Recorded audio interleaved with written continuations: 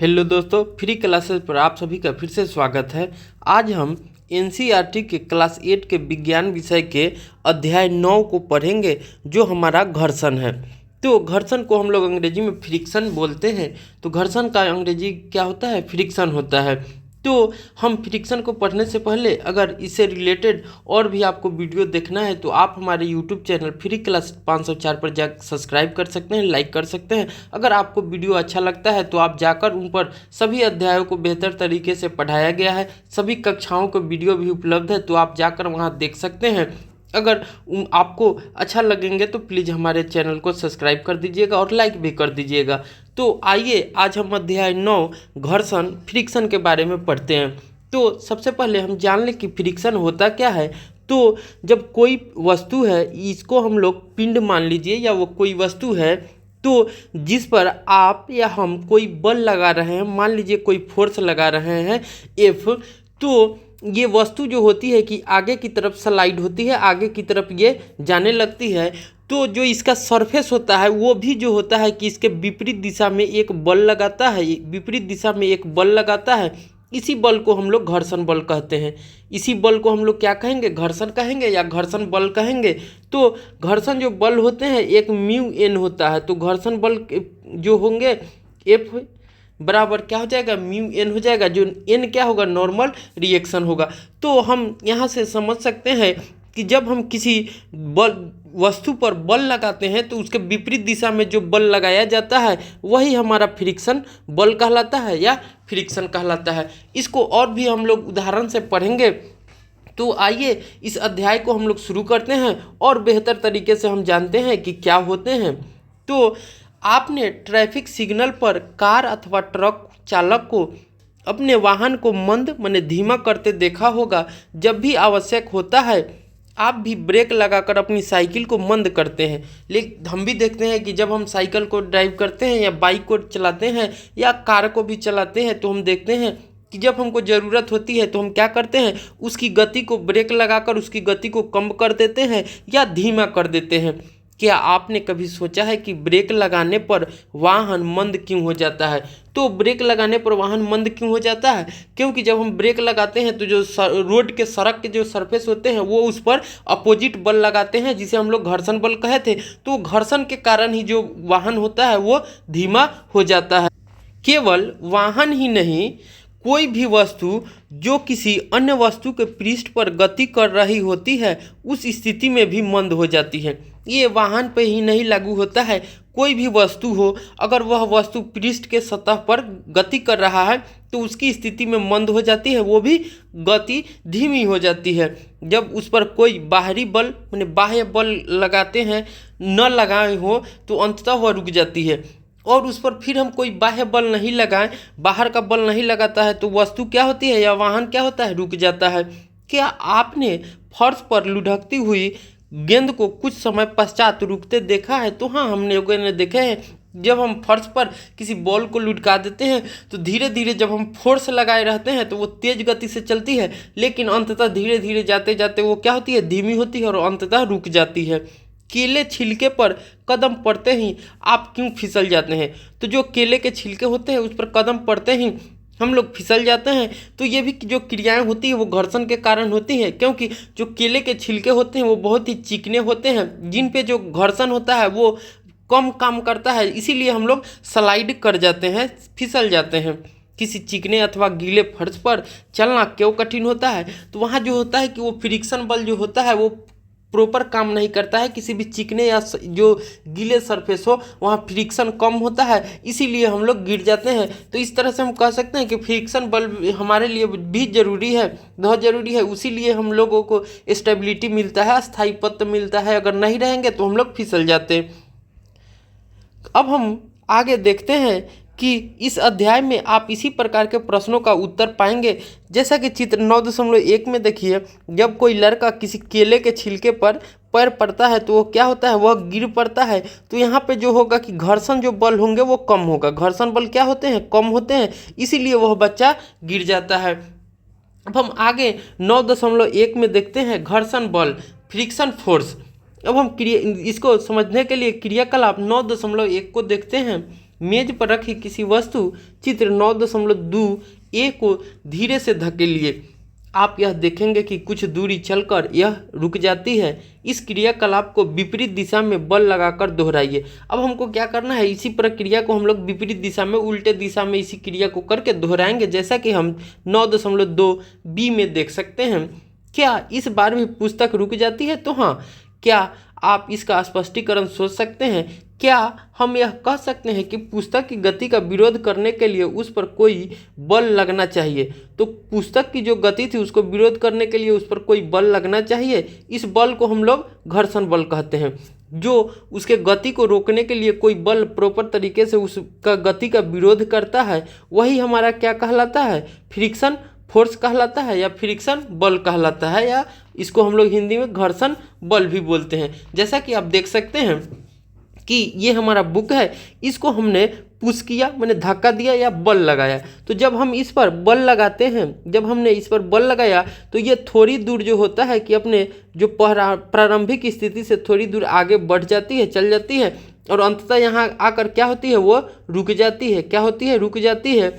अब हम चित्र 9.2b में देखते हैं तो क्या होती है, उसके विपरीत दिशा से मैंने बल अब हम इधर से लगा रहे हैं। पहले हमारी बल की दिशा क्या थी? ये थी मैंने दाईं ओर की तरफ। अब हम मैंने दाईं ओर से बाईं ओर की तरफ। पहले में हमने देखा था कि बाईं ओर से हमने दाईं ओर की ओर धकेला था, अब हम दाईं ओर से बाईं ओर धकेल रहे हैं विपरीत दिशा से। तो क्या हो रहा है, फिर भी वो रुक जाती है। तो हम यहाँ देख सकते हैं कि जब हम इधर से बल लगाते हैं तो इसके सतह जो होते हैं वो फ्रिक्शन बल इधर से लगाते हैं।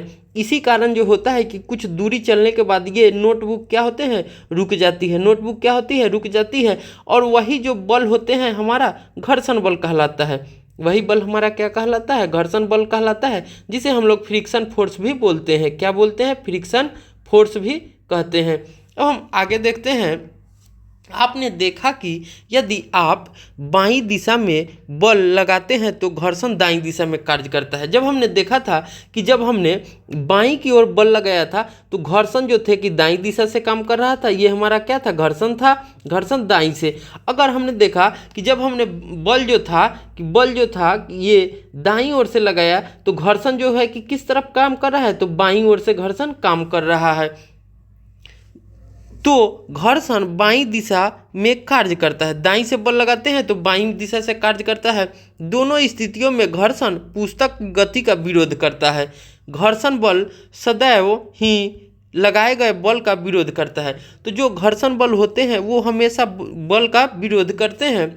उपरोक्त क्रियाकलाप में घर्षण बल पुस्तक तथा मेज के पृष्ठों के बीच कार्य करता है। क्या सभी पृष्ठों पर सामान्य घर्षण बल लगता है? क्या यह पृष्ठों के चिकनेपन पर भी निर्भर करता है? आइए इसका पता लगाएं। अब हम 9.2 घर्षण को प्रभावित करने वाले कारक। तो घर्षण के कौन कौन से कारक प्रभावित करते हैं उनके बारे में हम लोग देखते हैं। क्रियाकलाप 9.2 को देखते हैं। किसी ईंट के चारों ओर एक डोरी बांधिए, ईंट को कमानीदार तुला द्वारा खींचिए। आपको कुछ बल लगाना पड़ता है, जैसे कि ईंट गति करना आरंभ करे। अब हमको ईंट के चारों ओर क्या करना है, एक डोरी बांध देना है और उसको कमानीदार तुला से क्या करना है, खींचना है। तो हम देखते हैं कि उस पर हमारा ईंट जो होता है कि वो गति आरंभ कर देता है। कमानी तुला का पाठ्यांक लीजिए। अब हम गति करने लगेगा तो उस क्या करेंगे, कमानी तुला का जो पाठ्यांक होगा जितना होगा उसको हम लोग नोट करेंगे। आपको उस घर्षण बल की माप प्राप्त होगी और उससे हमको क्या होगा, तो घर्षण बल का कितना मान आया उसका मान मिल जाएगा, जो ईंट तथा फर्श के पृष्ठों के बीच लगता है। तो इसका तो ये जो पृष्ठ है और जो ईंट है उसके बीच कितना घर्षण बल होगा उसका हम लोगों का मान का पता चल जाएगा। जैसा कि चित्र 9.3 में देख सकते हैं, ये कमानीदार तुला है। इससे हम लोग एक ईंट को डोरी से बांधे हुए ईंट द्वारा खींच रहे हैं कमानी द्वारा। अब ईंट पर पॉलीथीन का टुकड़ा लपेटिए। अब हमको क्या करना है, ईंट पर पॉलीथीन का टुकड़ा लपेट देना है और क्रियाकलाप को दोहराना है, मैंने इसी क्रियाकलाप को करना है। क्या आप उपरोक्त दोनों स्थितियों में कमानीदार तुला के पाठ्यांकों में कोई अंतर पाते हैं? तो हाँ, क्योंकि जब हम ईंट पे प्लास्टिक लपेट देते हैं तो इसकी जो सरफेस होती है वो जो चिकनापन हो जाता है, चिकना हो जाता है, जिससे जो फ्रिक्शन होगा वो कम हो जाएगा। फ्रिक्शन क्या हो जाएगा, कम हो जाएगा और ये आसानी से कमानीदार तुला से हम लोग खींच सकते हैं। इस अंतर का क्या कारण हो सकता है? ईंट का पर जूट का एक टुकड़ा लपेटकर इस क्रियाकलाप को दोहराइए। आपने क्या पाया? अब हम देख सकते हैं कमानीदार तूला। कमानीदार तूला वह युक्ति है कमानीदार तूला वह युक्ति है जिसके द्वारा किसी वस्तु पर लगने वाले बल को मापा जाता है। तो हम कमानीदार तूला द्वारा किसी वस्तु पर कितना बल लग रहा है उसको मापते हैं। इसमें एक कुंडलित कमानी होती है जिसमें बल लगाने पर प्रसार हो जाता है। इसमें एक कुंडलित कमानी होती है जिस पर अगर हम बल लगाते हैं तो इसका क्या होता है? प्रसार हो जाता है, बढ़ जाती है। कमानी के इस प्रसार की माप इसके अंशांकित पैमाने पर चलने वाले संकेतक द्वारा की जाती है। पैमाने के पाठ्यांक द्वारा बल का परिमाण प्राप्त होता है। जैसा कि चित्र में आप देख सकते हैं, ये हमारा क्या है? कमानीदार तूला है। तो जब हम इसमें डोरी से किसी वस्तु को खींचते हैं तो ये क्या होता है? इसका प्रसार हो जाता है। ये जो होते हैं कि जीरो पर रहते हैं और ये धीरे धीरे खिसकने कर लगते हैं, स्लाइड करने लगते हैं, और जहाँ पे आके रुकते हैं वही हमारा क्या हो जाता है? तो बल का मान हो जाता है। अब हम क्रियाकलाप 9.3 को देखते हैं। किसी चिकने फर्श अथवा किसी मेज पर कोई आनत समतल बनाइए। इसके लिए आप ईंटों के सहारे रखा कोई लकड़ी का तख्ता उपयोग कर सकते हैं। चित्र 9.4 ए में दिखाया गया है। आनत समतल के किसी बिंदु ए पर पेन से कोई चिन्ह अंकित कीजिए। अब कोई पेंसिल सेल इस बिंदु से नीचे लुढ़काने दीजिए। रुकने से पूर्व यह मेज पर कितनी दूरी तय करता है, इस दूरी को नोट कीजिए। अब यह कितनी दूरी तय कर रहा है इसको हम लोग नोट करेंगे। मेज पर कोई कपड़ा बिछाकर दीजिए। यह सुनिश्चित कीजिए कि कपड़े में सिलवट न हो।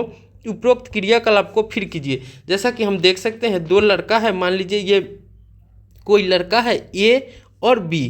तो ए ने जब बिंदु ए से यहाँ किया तो बिंदु ए मान लीजिए ये है, तो जब इसने एक बैट सेल को लुढ़काया तो ये क्या हो रहा है? जब ये चिकना सरफेस रहता है तो कुछ दूरी ज़्यादा तय करता है, लेकिन जब इस पर हमने कपड़े लगा दिए तो क्या होता है? ये कुछ कम ही दूरी करता है। तो यहाँ पर हम देख सकते हैं कि यहाँ जो था कि घर्षण कम था, यहाँ क्या हो जाएगा? चिकना सरफेस होने के कारण क्या है? घर्षण कम है। यहाँ पर देख सकते हैं कि हमारा क्या है? तो घर्षण ज़्यादा हो जाएगा। क्यों? क्योंकि जो कपड़ा है वो रफ सरफेस है। क्या है? रफ सरफेस है, तो घर्षण ज़्यादा होगा। क्या हो जाएगा? घर्षण ज़्यादा होगा, इसीलिए ये कम दूरी तय करेगा, कम दूरी तय करता है। और ये जो होता है कि ज़्यादा दूरी ये तय करेगा, ज़्यादा दूरी तय करता है। अब हम आगे देख सकते हैं, मेज पर रेत की पतली परत बिछाकर इस क्रियाकलाप को दोहराइए। अब हमें क्या करना है कि मेज पर कपड़े की जगह रेत बिछा देना है और उस पर इस क्रियाकलाप को करना है। तो क्या होगा? वो और कम डिस्टेंस तय करेगा। क्यों? क्योंकि जो रेत होते हैं वो और जो होते हैं वो मोटे कण होते हैं जो घर्षण ज़्यादा कर देंगे, बहुत ज़्यादा घर्षण हो जाएगा। क्या हो जाएगा? बहुत ज़्यादा घर्षण हो जाएगा, इसीलिए उनका जो दूरी तय करने का हो वो बहुत ही कम होगा। किस स्थिति में पेंसिल सेल द्वारा तय की गई दूरी सबसे कम है? तो सबसे कम दूरी जो तय करेगा तो वो जो होगा कि जब हम रेत का पतली परत बिछा देंगे तब करता है। सेल द्वारा हर बार तय की गई दूरी भिन्न भिन्न क्यों होती है, इसका कारण जानने का प्रयास कीजिए। अपने परिणाम पर चर्चा कीजिए। क्या सेल द्वारा चली गई दूरी जिस पृष्ठ पर वह चलता है उसकी प्रकृति पर निर्भर करता है? तो हाँ, ये जो बातें हैं वो सही है कि जब जो भी सेल होंगे उसके द्वारा चली गई दूरी जो होगी जिस पृष्ठ पर वह चलता है उसकी नेचर पर, प्रकृति पर निर्भर करता है। जैसे हमने देखा कि जब वो प्रकृति जो थी, मेज की प्रकृति जो थी चिकना थी, समतल थी, तो क्या था कि वो सेल जो था कि बहुत ज़्यादा दूरी तय की थी। जब उसी के सरफेस को हमने क्या किया था कि कपड़ा डाल दिया था तो वो जो था कि स्मूथ उतना नहीं था, चिकना उतना नहीं था, थोड़ा था। तो देखे कि उसमें थोड़ा ज़्यादा कम दूरी चली गई कंपेयर टू पहले वाली। अब हम उसमें रेत बिछा दिए थे मेज पे, तो क्या देखते हैं कि वह सबसे कम दूरी चलता है। तो हम इन सभी क्रियाकलापों से देख सकते हैं कि जो पदार्थ की प्रकृति होती है उस पर जो होता है कि वो पृष्ठ का जो अधिक घर्षण रहेगा उस पर निर्भर करता है। क्या पेंसिल सेल के पृष्ठ का चिकनापन भी चली गई दूरी को प्रभावित करता है? तो हाँ, घर्षण संपर्क में आने वाले दो पृष्ठों की अनियमितता के कारण होता है। जो घर्षण बल होते हैं वो हमेशा दो पृष्ठों की अनियमितताओं के कारण होते हैं। ऐसे पृष्ठ जो देखने में बहुत चिकने लगते हैं उनमें भी बहुत सारी सूक्ष्म अनियमितताएं होती है। जो हम लोगों को चीज़ होती हैं, वस्तुएं होती हैं, वो चिकने लगते हैं लेकिन फिर भी उनमें भी बहुत सारी अनियमितताएं होती है, क्योंकि जब हम उन्हें सूक्ष्मदर्शी के द्वारा देखते हैं तो बहुत सारी उसमें कण जो होते हैं वो उबड़ खाबड़ होते हैं, वो भी माने स्मूथ चिकने नहीं होते हैं। इसीलिए वो भी थोड़े थोड़े जो फ्रिक्स घर्षण बल होते हैं वो काम करते हैं, जैसा कि हम चित्र 9.5 में देख सकते हैं। दो पृष्ठों की अनियमितताओं एक दूसरे के भीतर धंस जाती हैं, और जो पृष्ठ की अनियमितताएं होती है वो एक दूसरे के भीतर क्या होती है, धंस जाती है। जब हम एक पृष्ठ पर दूसरे पृष्ठ को गति कराने का प्रयास करते हैं तो हमें इस अंतःबंधन इंटरलॉकिंग पर पार करने पाने के लिए कुछ बल लगाना पड़ता है।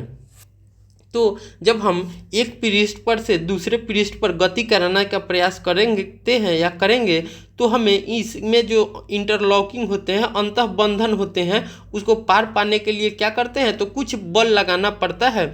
खुरदुरे माने जो रुक्ष होते हैं या खुरदुरे होते हैं, तो रुक्ष को हम लोग खुरदरा भी बोलते हैं। पृष्ठों पर ये अनियमितताएं अधिक संख्या में होती है, और जो रफ सरफेस होते हैं, खुरदुरे सरफेस होते हैं, उन पर जो अनियमितताएं होती है वो बहुत अधिक संख्या में होती है। अतः यदि पृष्ठ रुक्ष हो तो घर्षण बल अधिक होता है। यदि जो रफ सरफेस हो माने उबड़ खाबड़ हो, रूखा हो, तो वो क्या होता है, घर्षण बल वहाँ पर क्या होगा, बहुत अधिक होगा। लेकिन जो चिकने होंगे उस पर जो घर्षण बल होगा वो कम होगा। जैसा कि आप देख सकते हैं ये जो नोटबुक है, हमें दिखने में जो होता है कि ये स्मूथ लग रहा है, लेकिन इसमें भी जो पुस्तक का पृष्ठ है और मेज का जो पृष्ठ है, इसमें भी जो इस तरह से खांचे बने हुए रहते हैं, जिसे हम लोग पृष्ठीय अनियमितताएं कहते हैं। अब हम आगे देखते हैं। हमने यह सीखा कि दो पृष्ठों के बीच अनियमितताओं के अंतःबंधन के कारण ही घर्षण बल होता है। तो हमने देखा है कि दो पृष्ठों के बीच अनियमितताओं के अंतःबंधन के कारण ही घर्षण होता है। स्पष्ट है कि यदि पृष्ठों को बलपूर्वक दबाएं तो घर्षण में वृद्धि हो जाएगी। यदि इन पृष्ठों को हम लोग बलपूर्वक दबाते हैं तो क्या होती है, घर्षण में वृद्धि हो जाती है। इसका अनुभव हम चटाई को उस समय खींचकर कर सकते हैं जब उस पर कोई व्यक्ति नहीं बैठा हो। तो हम इसका अनुभव जो होता है कि अब किसी चटाई को खींचकर कर सकते हैं जब उस पर कोई व्यक्ति बैठा न हो तथा जब कोई व्यक्ति उस पर बैठा हो। एक बार हम लोग चटाई को बिना बैठे व्यक्ति के द्वारा खींच कर देखेंगे और एक बार आज किसी व्यक्ति को बैठाकर तब खींच कर देखेंगे तो हमें अंदाज़ा हो जाता है कि हमको बलपूर्वक कैसे दबाने से वो घर्षण में वृद्धि कर सकते हैं, बल द्वारा हम घर्षण में कमी कर सकते हैं। जैसा कि आप देख सकते हैं चित्र 9.6 में बॉक्स को गतिमान रखने के लिए लगातार धकेलना पड़ता है। तो ये लड़का जो है कि इस बॉक्स को लगातार जो है कि धक्का दे रहा है, पुश कर रहा है। यही धकेलना या धक्का देना हमारा क्या कहलाता है, बल कहलाता है। तो ये जो है कि इस पिंड पर, वस्तु पर लगातार जो है कि बल लगा रहा है। आपने उस अनुभव को याद कीजिए जब पिछली बार आपने किसी भारी बॉक्स को एक स्थान से दूसरे स्थान पर सरकाया था, जैसा कि चित्र 9.6 में हमने देखा है। यदि आपको इस प्रकार का कोई अनुभव नहीं है तो अब इस प्रकार का अनुभव कीजिए। कौन सा कार्य आसान है? विराम अवस्था से किसी बॉक्स को गतिशील कराना अथवा किसी गतिशील बॉक्स को उसी दिशा में सरकाना, किसी रुकी हुई वस्तु को विराम से गति प्रारंभ करने की स्थिति में घर्षण पार कर पाने के लिए वस्तु पर लगाए जाना बल स्थैतिक घर्षण की माप होती है। तो मान लीजिए कि कोई जो वस्तु है अगर वो रुकी हुई है और उसको गति में लाने के लिए जब हम उस पर बल लगाते हैं या घर्षण पार पाने के लिए उस पर कोई बल लगाते हैं तो ऐसे जो घर्षण होते हैं उसे हम लोग स्थैतिक घर्षण कहते हैं, स्टैटिक फ्रिक्शन जिसको हम लोग बोलते हैं। इसे हम लोग अंग्रेजी में क्या बोलते हैं तो स्टैटिक फ्रिक्शन होता है। क्या होता है? स्टैटिक फ्रिक्शन होता है। तो इसे हम लोग स्टैटिक फ्रिक्शन कहेंगे। इसके विपरीत किसी वस्तु को उसी चाल से गतिशील रखने के लिए आवश्यक बल उसके स्पर्शी घर्षण होते हैं, जिसे हम लोग काइनेटिक फ्रिक्शन कहते हैं। क्या बोलते हैं तो काइनेटिक फ्रिक्शन हम लोग कहते हैं। तो कोई वस्तु अगर उसी चाल में है, गतिशील है, अगर उसमें उसके बल लगाते हैं और घर्षण होती है तो वो हमारा क्या कहलाता है? स्पर्शी घर्षण की माप कहलाता है या काइनेटिक फ्रिक्शन कहलाता है।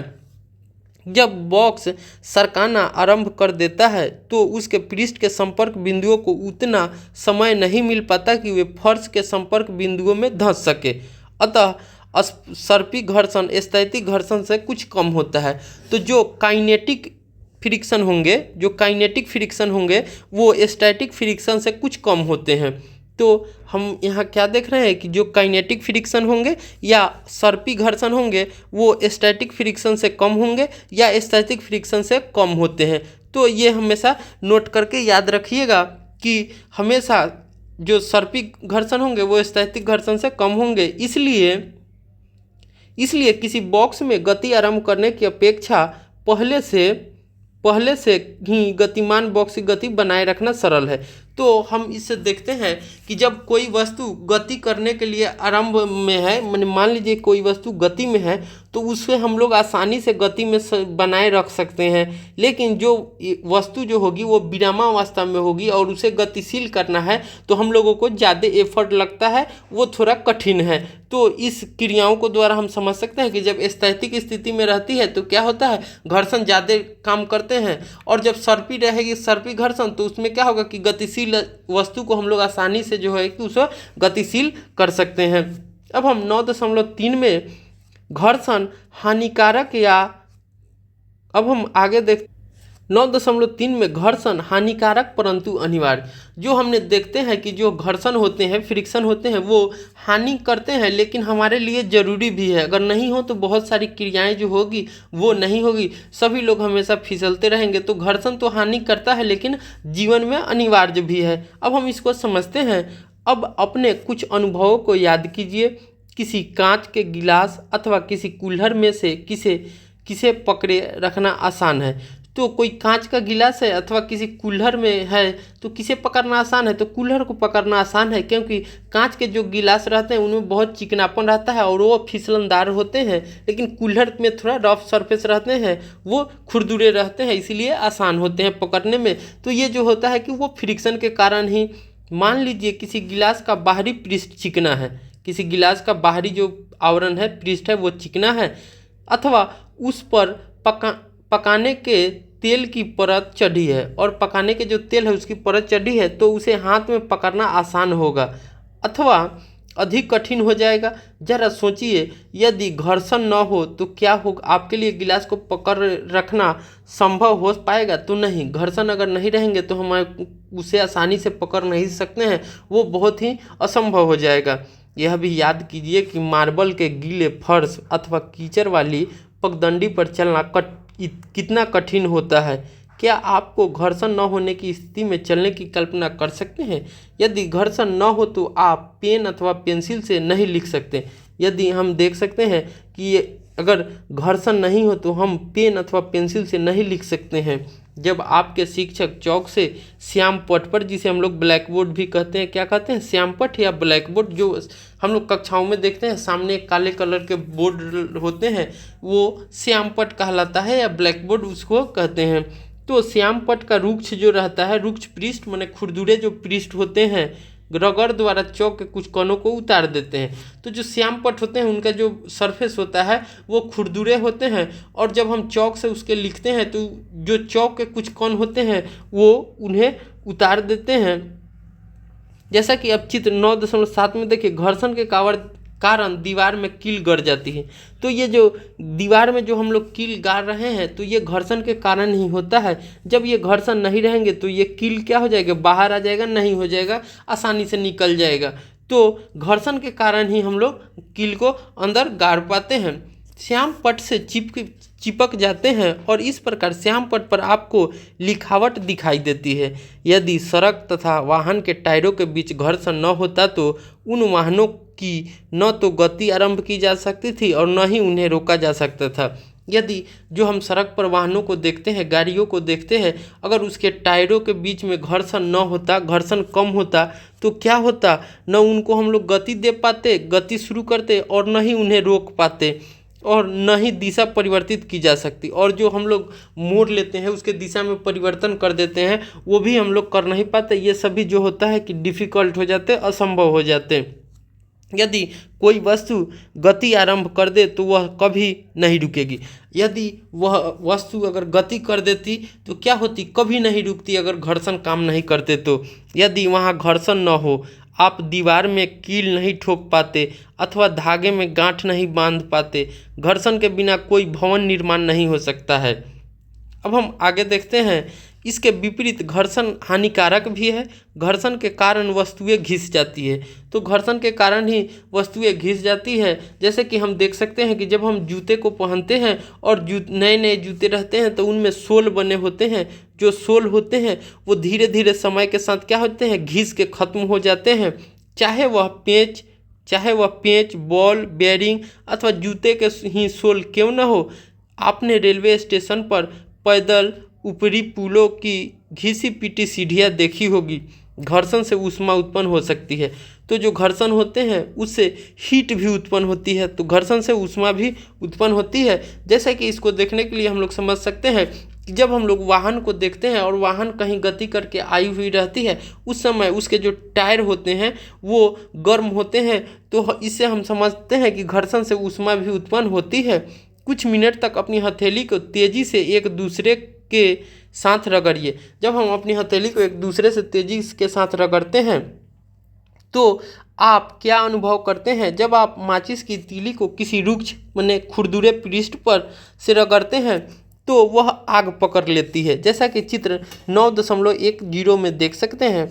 आपने यह देखा होगा कि विद्युत मिक्सर को कुछ मिनट तक चलाने पर उसका जार जो होता है वो गर्म हो जाता है। तो जब हम जो विद्युत मिक्सर होते हैं उसको अगर चलाते हैं तो कुछ ही मिनट के बाद क्या होता है, उसका जो जार रहते हैं वो गर्म हो जाता है।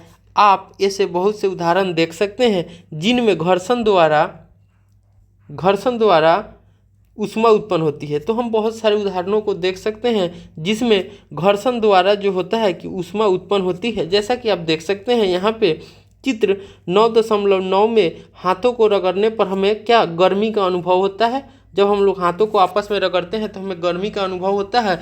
9.10 में हम लोग देख सकते हैं कि घर्षण के कारण ही जब हम यहाँ घर्षण होता है तो ये माचिस की तीली क्या होती है, जल जाती है, तो इससे ऊष्मा उत्पन्न होता है। वास्तव में जब हम किसी मशीन का उपयोग करते हैं तो घर्षण से उत्पन्न ऊष्मा के कारण अत्यधिक ऊर्जा नष्ट हो जाती है, और हम जब वास्तव में किसी मशीन का उपयोग करते हैं तो घर्षण के कारण ही उत्पन्न जो ऊष्मा होती है उससे अधिक ऊर्जा जो होती है वो नष्ट हो जाती है। निम्नलिखित अनुभाग में हम घर्षण को कम करने के उपायों पर चर्चा कर सकते हैं।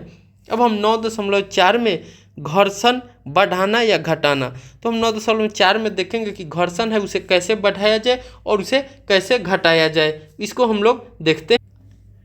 पिछले अनुभाग में आपने देखा कि कुछ परिस्थितियों में घर्षण जो होता है वांछनीय होता है। घर्षण जो होता है कुछ स्थितियों में वांछनीय होता है। क्या आपने कभी यह सोचा है कि आपके जूतों की तली खांचेदार क्यों होती है। चित्र 9.11 में देख सकते हैं।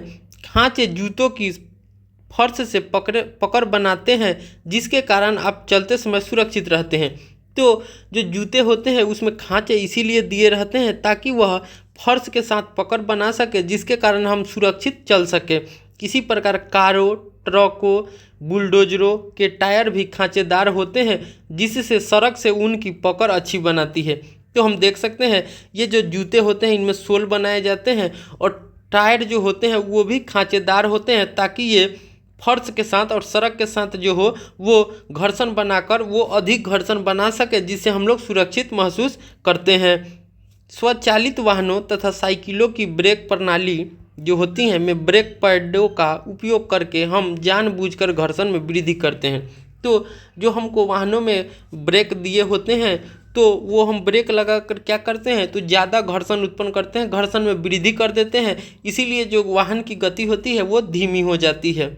जब आप कोई साइकिल चलाते हैं तो उसके ब्रेक पैड पहिए को स्पर्श नहीं करते हैं, परंतु जब आप ब्रेक लीवर को दबाते हैं तो यह पैड घर्षण के कारण रिम की गति को रोक देता है। और जो हम साइकिल को चलाते हैं तो जब हम ब्रेक लगाते हैं तो जो उनमें घर्षण जो होते हैं, लीवर जो होते हैं, वो रिम की गति को रोक देते हैं और पहिया गति करना बंद कर देता है। आपने यह देखा होगा कि कबड्डी के खिलाड़ी अपने हाथों पर मिट्टी रगड़ते हैं ताकि वे अपने प्रतिद्वंदी को और अच्छी तरह पकड़ सके। व्यायामी, जिसको हम लोग जिम्नास्ट भी बोलते हैं, अपने हाथों पर कोई रुक्ष पदार्थ लगा लेते हैं। रुक्ष माने खुरदुरा पदार्थ लगा लेते हैं ताकि घर्षण में वृद्धि करके अच्छी पकड़ बना सके। अब हम आगे देखते हैं। यद्यपि कुछ अन्य स्थितियों में घर्षण अवांछनीय होता है, अतः हम इसे कम करना चाहेंगे। कैरम बोर्ड पर आप महीन पाउडर क्यों छिड़कते हैं? जैसा कि चित्र 9.12 में हम देख सकते हैं। आपने यह नोट किया होगा कि जब हम दरवाजे के कब्जों चूल्हों से तेल की कुछ बूंदें डालते हैं तो दरवाज़ा सहज ही घूमने लगता है। साइकिल तथा मोटर के मैकेनिक इन मशीनों के गतिशील भागों के बीच ग्रीज लगाते हैं। उपरोक्त सभी परिस्थितियों में हम दक्षता में वृद्धि के लिए घर्षण को कम कर देते हैं। तो हम देखते हैं कि जब हम कैरम बोर्ड खेलते हैं, अगर गोटी हमारा जो होते हैं वो स्लाइड नहीं करते हैं, स्ट्राइक जो होते हैं वो स्लाइड नहीं करते हैं, वो धीमा गति से करते हैं, तो इस स्थिति में वहाँ पर घर्षण बहुत ज़्यादा रहता है। तो हम लोग क्या करते हैं, कैरम जो पाउडर आते हैं उसको जो कैरम के बोर्ड पर छिड़क देते हैं। तो छिड़क देने से क्या होता है, जो वो कैरम के पाउडर होते हैं वो फ्रिक्शन को कम कर देते हैं। क्या करते हैं, तो फ्रिक्शन को कम कर देते हैं और फिर स्ट्राइक जो रहता है वो आसानी से घूमने लगता है और खेलने लगते हैं। उसी प्रकार हमारा जो दरवाजे होते हैं या चूल्हे होते हैं वो जो होते हैं कि वो जाम हो जाते हैं।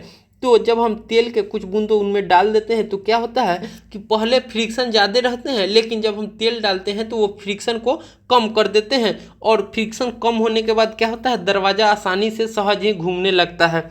हमने देखा है कि साइकिल जो मोटर के मैकेनिक होते हैं वो मशीनों में माने जंग पकड़ लेते हैं या जाम हो जाते हैं तो उनमें वो ग्रीज लगाते हैं। तो ग्रीज क्या करता है, उन चीज़ों को जो होते हैं बेरिंग उनको स्मूथ कर देता है और जो उनमें होता है कि घर्षण को कम कर देता है, इसीलिए वो घूमने लगते हैं और उनकी दक्षता में जो होती है वो वृद्धि होने लगते हैं। जब तेल, ग्रीज अथवा ग्रेफाइट को किसी मशीन के गतिशील पुर्जों भागों के बीच लगाते हैं तो वहाँ इनकी एक जो परत होती एक पतली परत बन जाती है तथा गतिशील पृष्ठ सीधे ही एक दूसरे को रगड़ नहीं पाते।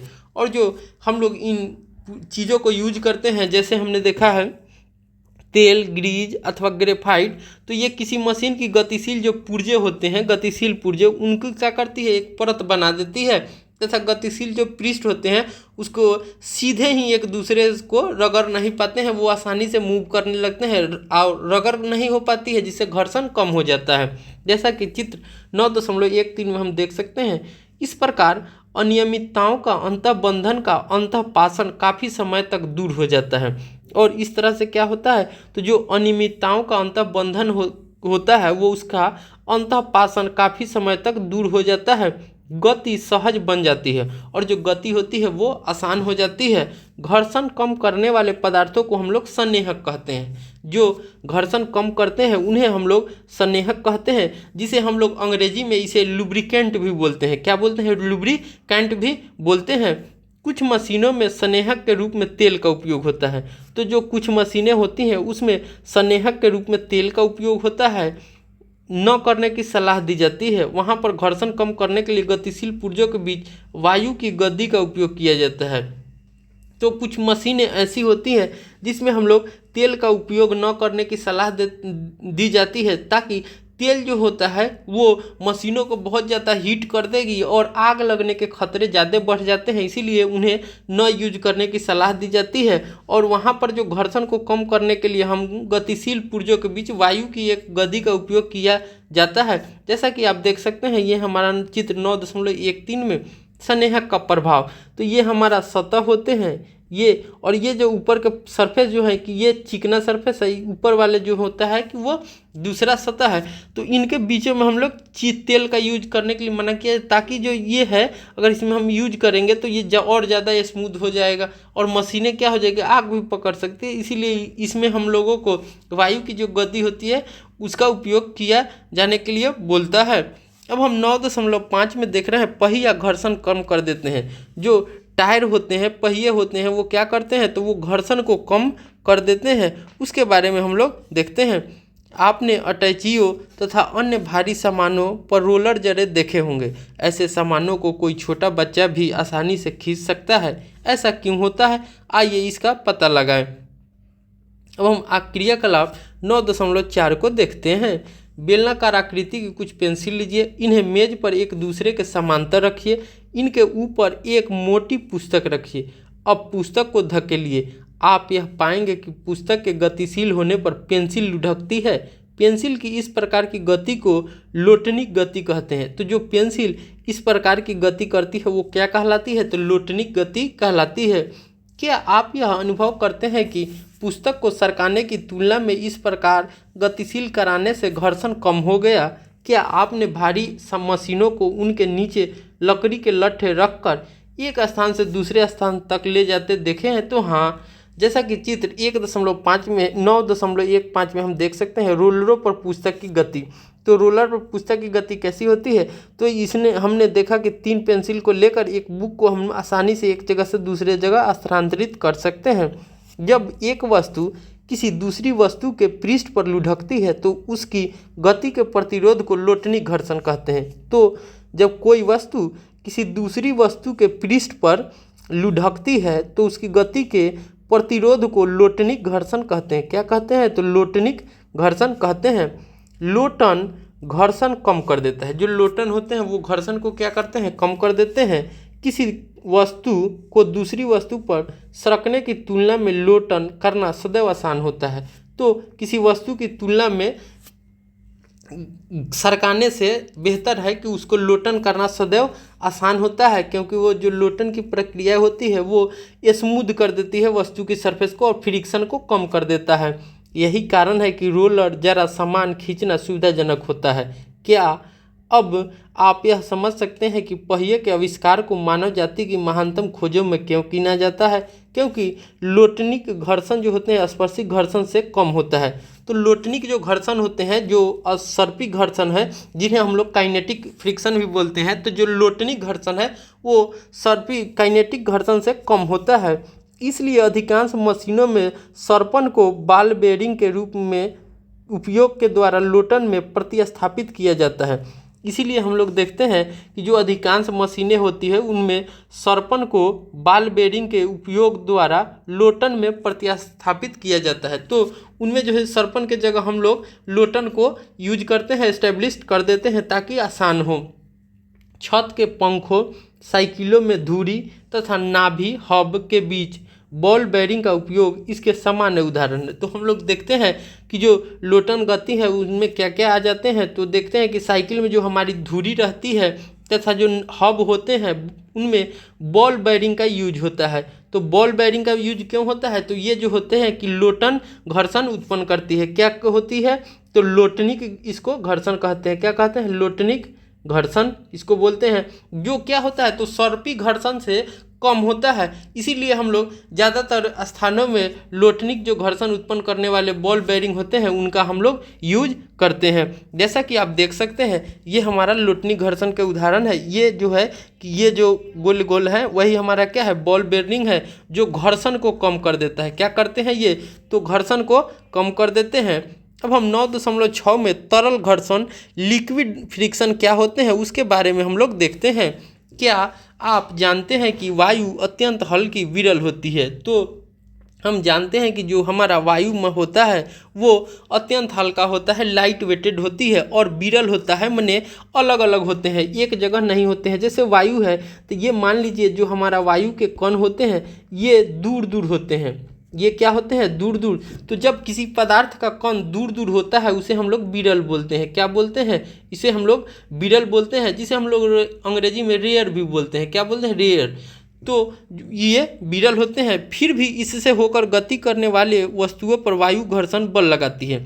फिर भी ये जो होते हैं विरल होते हैं, हल्की होती है, फिर भी जो वायु में गति करते हैं उन वस्तुओं पर जो होता है कि ये घर्षण बल लगाते हैं। इसी प्रकार जल तथा अन्य द्रव भी इनसे होकर गति करने वाली वस्तुओं पर घर्षण बल लगाते हैं। विज्ञान में गैसों तथा द्रवों को एक ही नाम तरल दिया गया है। तो विज्ञान की भाषा में जो गैस तथा द्रव होते हैं उनको हम लोग तरल कहते हैं। विज्ञान की भाषा में गैस द्रव को हम लोग क्या बोलेंगे? तरल बोलेंगे। लिक्विड ही फॉर्म में लेते हैं, क्योंकि गैस को भी हम लोग कंप्रेस्ड करके लिक्विड फॉर्म में रख सकते हैं। अतः हम कह सकते हैं कि तरल इनसे होकर गति करने वाली वस्तुओं पर घर्षण बल लगाते हैं।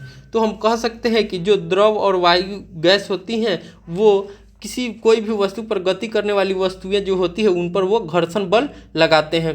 तरल द्वारा लगाए गए घर्षण बल को कर्षण भी कहते हैं। तो जो तरल पदार्थों द्वारा जो बल घर्षण बल लगाया जाता है उन्हें हम लोग कर्षण भी कहते हैं। किसी तरल पर लगने वाला घर्षण बल उसकी तरल के सापेक्ष गति पर निर्भर करता है। तो कोई तरल पदार्थ होते हैं उस पर जो अगर घर्षण बल लग रहा है तो उसकी तरल के सापेक्षिक गति रिलेटिव मोशन पर निर्भर करता है।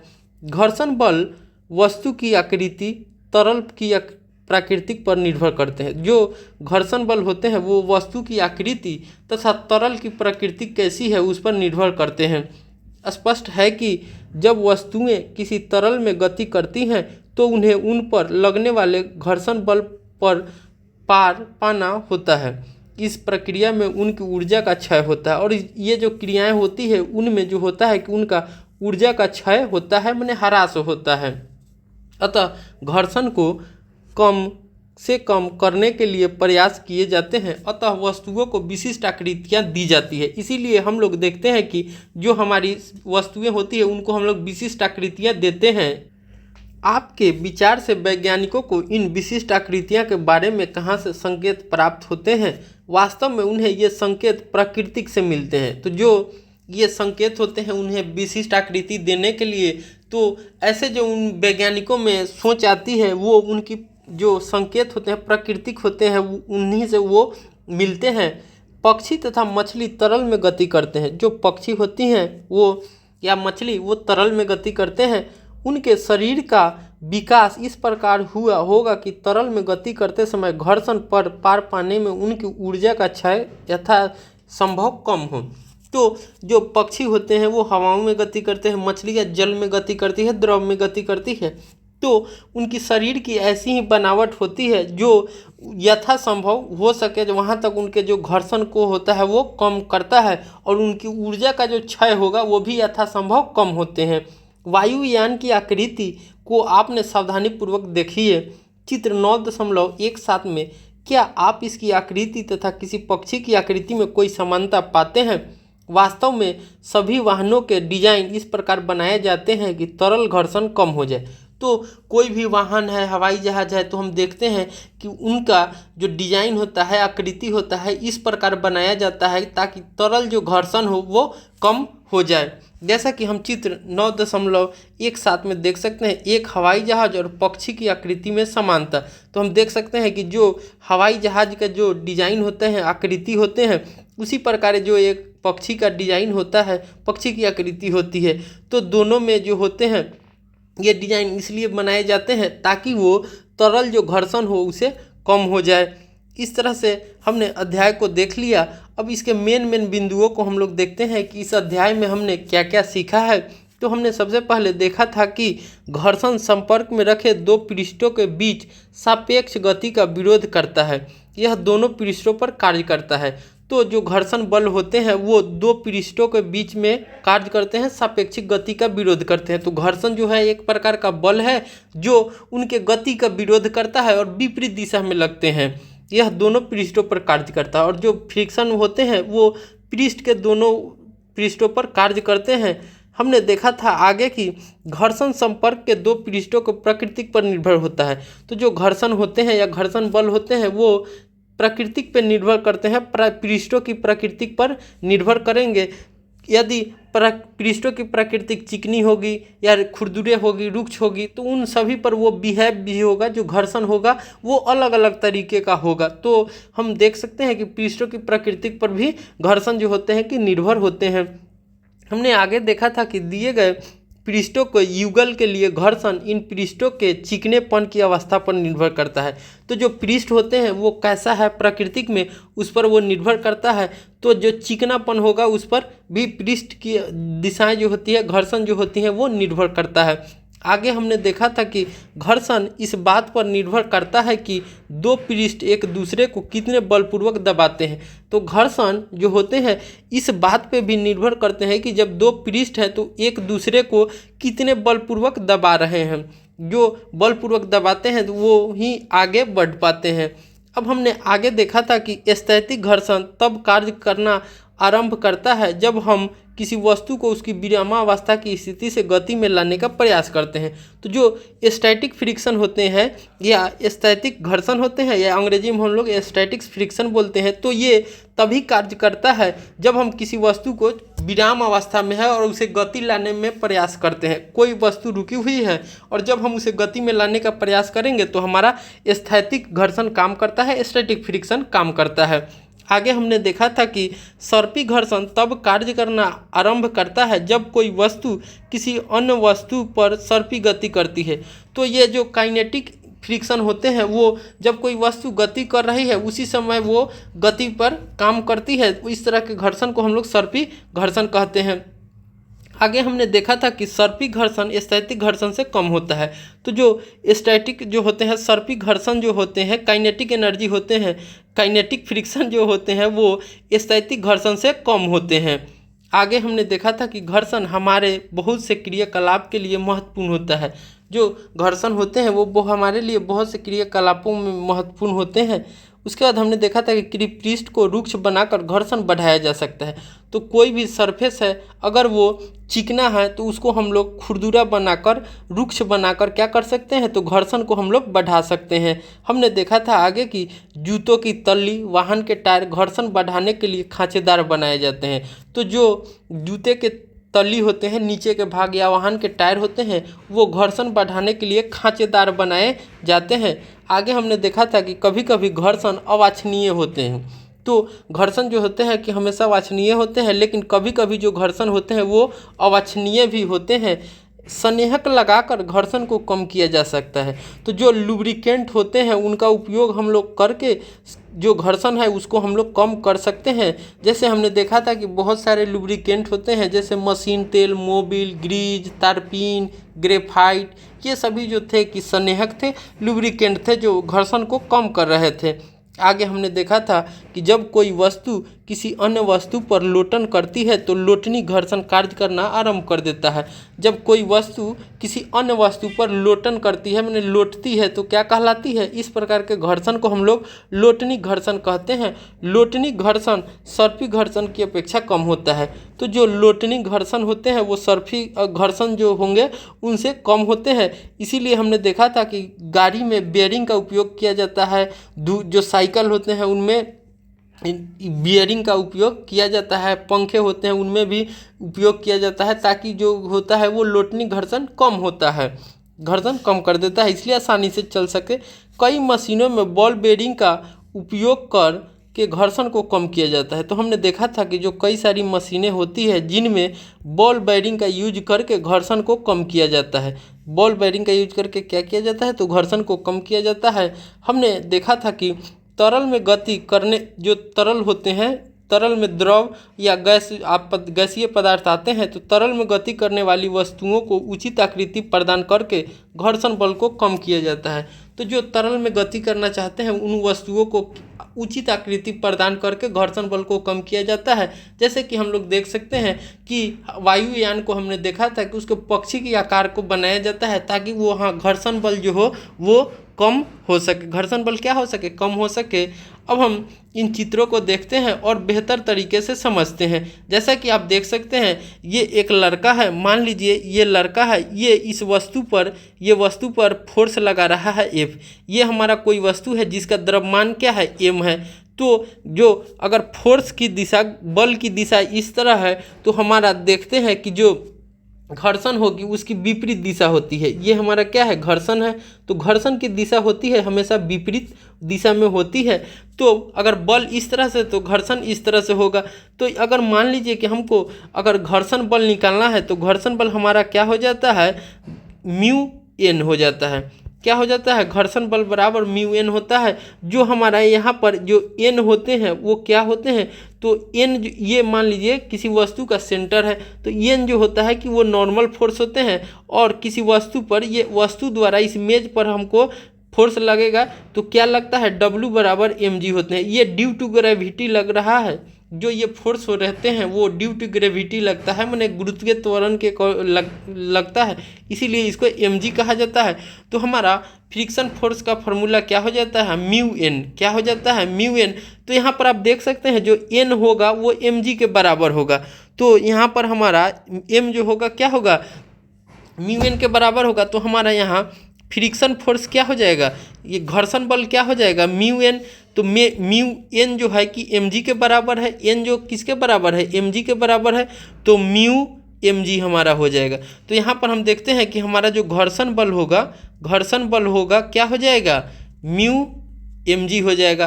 तो म्यू mg हो जाएगा। तो म्यू क्या है, कोफिशिएंट है, घर्षण का जो होता है कि वो फ्रिक्शन कोफिशिएंट है।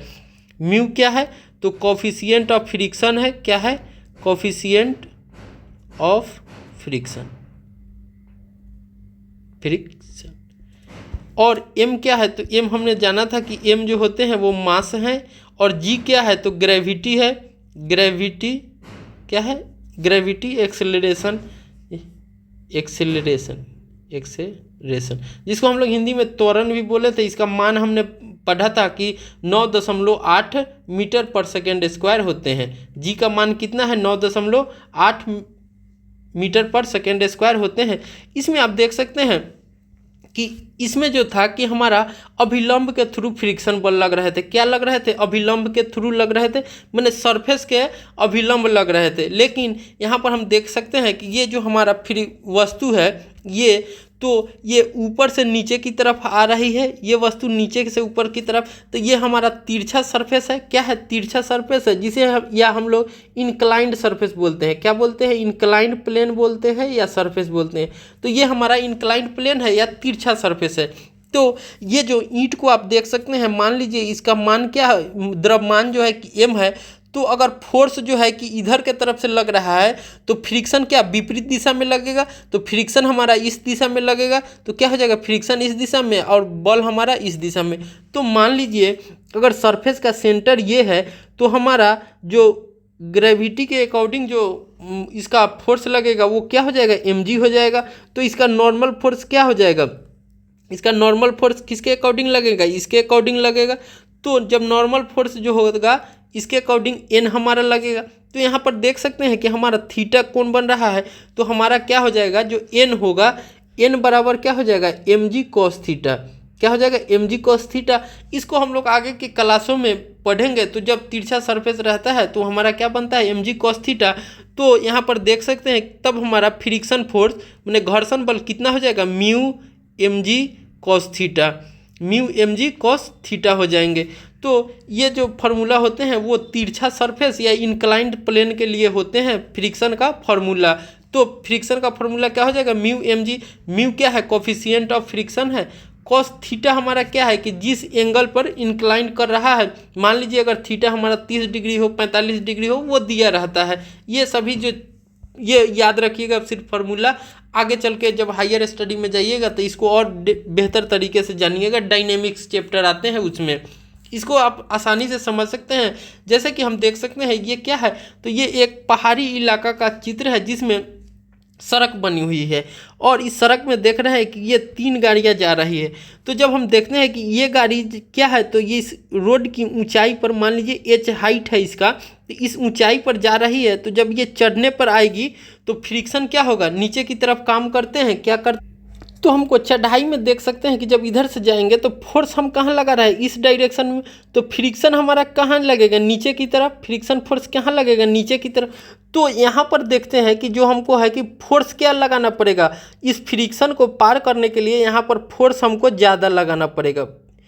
फोर्स क्या लगाना पड़ेगा, ज़्यादा लगाना पड़ेगा, तब हम फ्रिक्शन को पार कर सकते हैं। लेकिन तो इस केस में हमारा क्या हो जाएगा, इसके लिए यहाँ पर फ्रिक्शन क्या हो जाएगा, ज़्यादा हो जाएगा। क्या हो जाएगा, फ्रिक्शन ज़्यादा हो जाएगा। लेकिन जब इसी चीज़ गाड़ी अगर मान लीजिए कि यहाँ आ जाता है तो बॉल हमारा क्या है, नीचे की तरफ, फ्रिक्शन कहाँ लगेगा, ऊपर की तरफ। तो ऊपर तो ज़्यादा हाइट है, नीचे कम हाइट है, तो हाइट की वजह से क्या हो जाएगा कि बॉल तो कम लगाना पड़ेगा, लेकिन बॉल ज़्यादा लगाना पड़ेगा। यहाँ पर फ्रिक्शन क्या हो जाएंगे, फ्रिक्शन ज़्यादा हो जाएंगे, घर्षण क्या हो जाएगा, घर्षण ज़्यादा हो जाएगा, घर्षण यहाँ ज़्यादा हो जाएगा। इसीलिए हम लोग घर्षण यहाँ कम हो जाएंगे, माफ़ कीजिएगा, यहाँ पर जो घर्षण होंगे वो हमारा क्या हो जाएंगे, कम हो जाएंगे। घर्षण कम होते हैं, इसीलिए इस केज में हम लोग क्या करते हैं, ज़्यादा ब्रेक दबाते हैं। क्या करते हैं, तो गाड़ी का हम लोग ब्रेक दबाते हैं, जो क्या करता है, घर्षण को बढ़ा देता है। ब्रेक क्या करता है, घर्षण को ज़्यादा कर देता है, घर्षण को ज़्यादा कर देगा। और इस केस में क्या हो जाएगा कि घर्षण जो होता है कि वो कम होता है, गाड़ी नीचे लुढ़केगी। यहाँ पर घर्षण को जो होगा कि ज़्यादा होगा, इसलिए गाड़ी को अपनी तरफ नीचे की तरफ ले आएगा, तो हम ज़्यादा फोर्स करके गाड़ी को ऊपर ले जाते हैं। तो यहाँ पर देखते हैं कि घर्षण कम हो, यहाँ घर्षण ज़्यादा होगा और तो फोर्स हमको ज़्यादा लगाना पड़ेगा। लेकिन दूसरे केस में देखते हैं कि ढलान की स्थिति में क्या होगा, फ्रिक्शन कम लगेंगे, फ्रिक्शन कम होगा, तो हम फ्रिक्शन कम होगा तो ब्रेक लगाकर क्या करते हैं, फ्रिक्शन को बढ़ाते हैं। ब्रेक लगाकर क्या करते हैं, फ्रिक्शन को बढ़ाते हैं, ताकि कोई एक्सीडेंट ना हो और गाड़ी की गति जो होगी वो कंट्रोल में रहे। गाड़ी की गति को क्या करते हैं, कंट्रोल में रहते हैं। अब हम एक बार इसको और में बढ़िया से देख लेते हैं। जो घर्षण होते हैं उसे हम लोग अंग्रेजी में फ्रिक्शन बोलते हैं, घर्षण को हम लोग अंग्रेजी में फ्रिक्शन बोलते हैं। फ्रिक्शन जो होते हैं कि एक प्रकार का बल होते हैं, जो फ्रिक्शन होंगे एक प्रकार के बल होते हैं, ये गति का विरोध करते हैं। जो फ्रिक्शन होते हैं एक प्रकार के बल हैं और ये गति का विरोध करते हैं। ये बल के विपरीत दिशा में लगते हैं, जो फ्रिक्शन होते हैं वो हमेशा विपरीत दिशा में लगते हैं, इसलिए ये हमेशा ऋणात्मक होते हैं। तो फ्रिक्शन बल जो होंगे हमेशा ऋणात्मक होते हैं। हमने बल के बारे में देखा था कि F बराबर ma होते हैं, जहाँ और यहाँ देखिए कोई पिंड है, मान लीजिए नॉर्मल फोर्स ऊपर की तरफ, फोर्स इस साइड से लग रहा है, तो फ्रिक्शन हमारा कहाँ, इस साइड से लगता है, तो हमारा नॉर्मल फोर्स माइनस होते हैं, ऋणात्मक। क्यों, क्योंकि फोर्स के विपरीत दिशा में लग रहे हैं, बराबर ma होते हैं, जो हमारा Fa है ma के बराबर होते हैं। ये हमने बल के अध्याय में पढ़ा था। जो फ्रिक्शनल फोर्स होते हैं Ff जो हमारा होंगे, ये फ्रिक्शन फोर्स है, जिसे हम लोग घर्षण बल कहते हैं, घर्षण बल कहते हैं। n जो हमारा है नॉर्मल फोर्स है, m जो है मास है, a जो हमारा एक्सेलरेशन है। एक्सेलरेशन क्या करता है, तो गति को बढ़ा देता है, गति को बढ़ा देता है। एक्सेलरेशन का काम क्या है, गति को बढ़ा देना। f जो है कि फोर्स ड्यूटी बॉडी है। अब जो एक स्नेहक होता है, जिसे हम लोग लुब्रिकेंट भी कहते हैं, जिसे हम लोग देखे थे, तो मशीन तेल होते हैं, तारपीन होते हैं, ग्रीज होते हैं, ये सभी हमारा क्या है, मोबिल है, ग्रेफाइट है, पाउडर है, ये सभी क्या थे, तो ये सभी जो लुब्रिकेंट थे, स्नेहक थे, जो घर्षण को कम करते हैं। ये सभी क्या करते हैं, घर्षण को कम करते हैं।